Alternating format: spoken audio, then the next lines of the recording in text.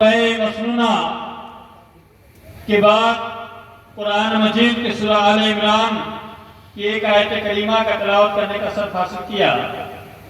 اس کے بعد میں نے اللہ کے نبی صلی اللہ علیہ وسلم کا فرمان بھی رکھا، جس فرمان کو امام بخاری اور امام مسلم نے اپنی کتاب صحیح بخاری اور صحیح مسلم میں درج کر دیا۔ آئیے انہی آیت اور اسی حدیث کو پیش نظر رکھتے ہوئے آپ کے سامنے چند منٹ جو ہے امت پر نبی کے حقوق میں سے کچھ حق بیان کیے جائیں۔ اس سے پہلے جب ڈاکٹر یاسین صاحب کے دروازے کے پاس ایک دینی و اصلاحی پروگرام ہوا تھا، اس میں نے امت پر نبی کے حقوق سے متعلق سے 2 حق رکھے تھے، 2 حق کو بیان کیا۔ پہلا حق کہ ہم اور آپ جو ہے اللہ کے نبی صلی اللہ علیہ وسلم کو اللہ کا بندہ اور اس کا رسول جانیں۔ دوسرا حق کیا تھا کہ ہم ان کی تعظیم و توقیر کریں، یعنی جب بھی ہمارے سامنے اللہ کے نبی صلی اللہ علیہ وسلم کا ذکر کیا جائے، ان کا نام لیا جائے، تو ہم ان پر کم سے کم درود بھیجیں، ان کی بتائی ہوئی باتوں پر عمل کریں، تب جا کے یہ تعظیم و توقیر ہوگی۔ تیسرا حق کیا ہے؟ امت پر نبی کے حقوق میں سے تیسرا حق یہ ہے کہ ہم اور آپ رسول اللہ صلی اللہ علیہ وسلم سے محبت کریں۔ ان سے محبت قائم کریں؟ اللہ کے رسول صلی اللہ علیہ وسلم۔ یہ محبت کب ہوگی؟ کیا صرف زبان سے اقرار کر لینے سے، زبان سے کہہ دینے سے کہ ہم جو ہے عاشق رسول ہیں، ہم سب سے زیادہ محبت اللہ کے نبی صلی اللہ علیہ وسلم سے کرنے والے ہیں، تو کیا یہ محبت ادا ہو جائے گی اور ہمارا کام جو ہے وہ کام ہو رہا ہے جو کافروں والا ہو، ہمارا کام وہ ہو رہا ہے جو مشرکوں والا ہو، ہم وہ کام کر رہے ہیں جس کام کو اللہ اور اس کے رسول صلی اللہ علیہ وسلم نے کرنے کے لیے منع کر دیا ہے؟ اگر ہم اس چیز کو کر رہے ہیں تو ہم اور آپ جو ہے صحیح معنوں میں عاشق رسول نہیں ہیں، صحیح معنوں میں ہیں ہم نبی صلی اللہ علیہ وسلم سے محبت کرنے والے نہیں۔ یہ محبت کب قائم ہوگی؟ یہ کیسے پتہ چلے گا کہ ہم اور آپ جو ہے اللہ کے نبی صلی اللہ علیہ وسلم سے زیادہ محبت کرنے والے ہیں؟ اللہ تبارک و تعالیٰ ارشاد فرماتا ہے، قُلْ إِن كُنتُمْ تُحِبُّونَ اللَّهَ فَاتَّبِعُونِي يُحْبِبْكُمُ اللَّهُ وَيَغْفِرْ لَكُمْ جُنُوبَكُمْ وَاللَّهُ غَفُورٌ۔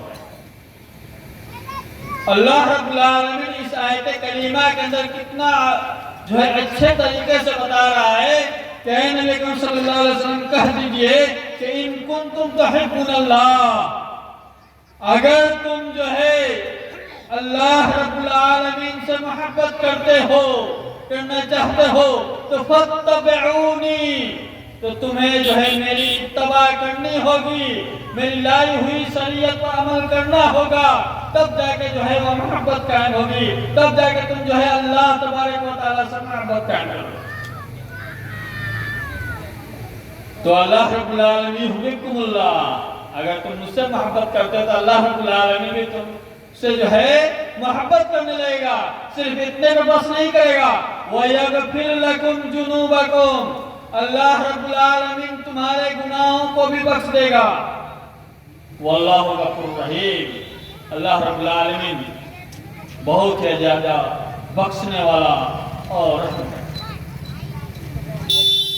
اس آیت کریمہ کو ہم اور آپ دیکھیں کہ اگر تم اللہ سے محبت کرنا چاہتے ہو تو سب سے پہلے کیا ضرورت ہے؟ نبی سے محبت۔ اگر تم نبی سے محبت کرے گا تو اللہ رب العالمین بھی تم سے محبت کرے گا، اور اس کے وجہ سے محبت نہیں کرے گا بلکہ تمہارے گناہوں کو بھی بخش دے گا۔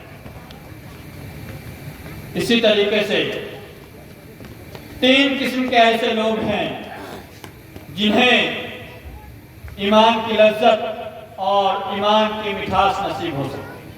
3 قسم کے لوگ، ہم اور آپ چاہتے ہیں کہ ایمان کی لذت، ایمان کی مٹھاس نصیب ہو۔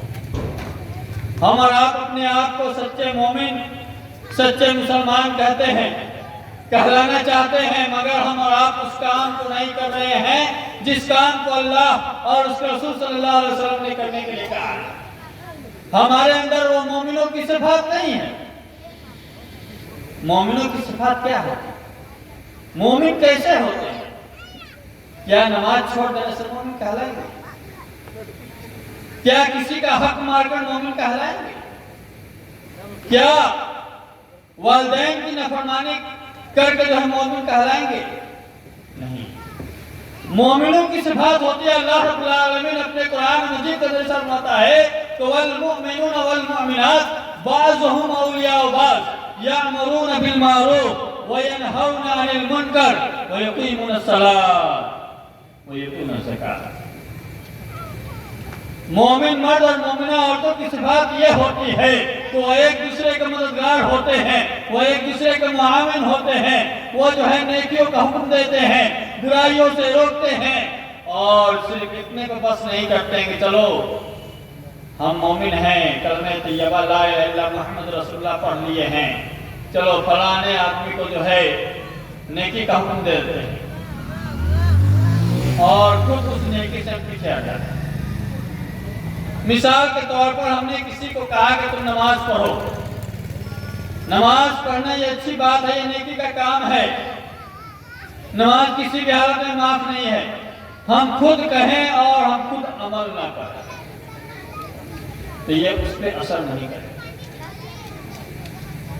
تو کوئی بھی کام کرنے سے پہلے اس کو ہم خود اپنے عمل میں لائیں اور دوسروں کو حکم دیں تو یہ نیکی کا حکم دیتے ہیں اور برائیوں سے روکتے ہیں، اتنے پر بس نہیں کرتے بلکہ وہ کیا کرتے ہیں؟ نماز قائم کرتے ہیں۔ آج ہم اور آپ نماز سے کچھ دور، یہی وہ نماز ہے جس کو اللہ رب العالمین نے اپنے پاس بلا کر تحفے کی شکل میں دیا۔ جب اللہ رب العالمین نے اللہ کے نبی صلی اللہ علیہ وسلم کو معراج کرایا تو اس معراج کے اندر جو ہے اللہ تبارک و تعالی نے مسلمانوں پر جو امت محمدیہ پر جو ہے 50 وقت کی نماز کو فرض کر دیا، 50 وقت کی۔ جب واپس آ رہے تھے موسیٰ علیہ السلام کے درمیان ملاقات ہوتی ہے، وہ کہتے ہیں کہ اللہ رب العالمین نے آپ کو تحفہ میں کیا دیا ہے؟ موسیٰ علیہ السلام سے اللہ کے نبی صلی اللہ علیہ وسلم نے کہا کہ اللہ رب العالمین نے میری امت پر جو ہے 50 وقت کی نماز کو فرض کر دیا ہے۔ حضرت موسیٰ علیہ السلام نے کہا کہ نہیں جائیے اور کم کرا کے آئیے، جاتے ہیں اور کم ہو جاتا ہے، پھر جو ہے آنا جانا لگا رہتا ہے، یہاں تک کہ 5 وقت کی نماز باقی رہ جاتی ہے اور اس 5 وقت کی نماز کو جو ہے ہم اور آپ جو ہے ادا نہیں کرتے، نماز سے کو دور رکھتے ہیں۔ اللہ کے نبی صلی اللہ علیہ وسلم نے ارشاد فرمایا کہ جب تمہاری اولاد 7 برس کی ہو جائے تو اسے نماز پڑھنے کا حکم دو، اور جب وہ 10 برس کا ہو جائے اگر وہ نماز نہیں پڑھتا ہے تو مار کر سزا دے کر اسے نماز پڑھاؤ۔ مگر آج ہماری حالت کیا ہے کہ ہماری عمر جو ہے 40 سال، 50 سال، 60 سال، یہاں تک کہ ہمارا ایک پیر جو ہے قبر کے اندر لٹکا ہوا ہے، ہمارا جو ہے بڑھاپے کو عالم کو پہنچ چکے ہیں، تب بھی نماز سے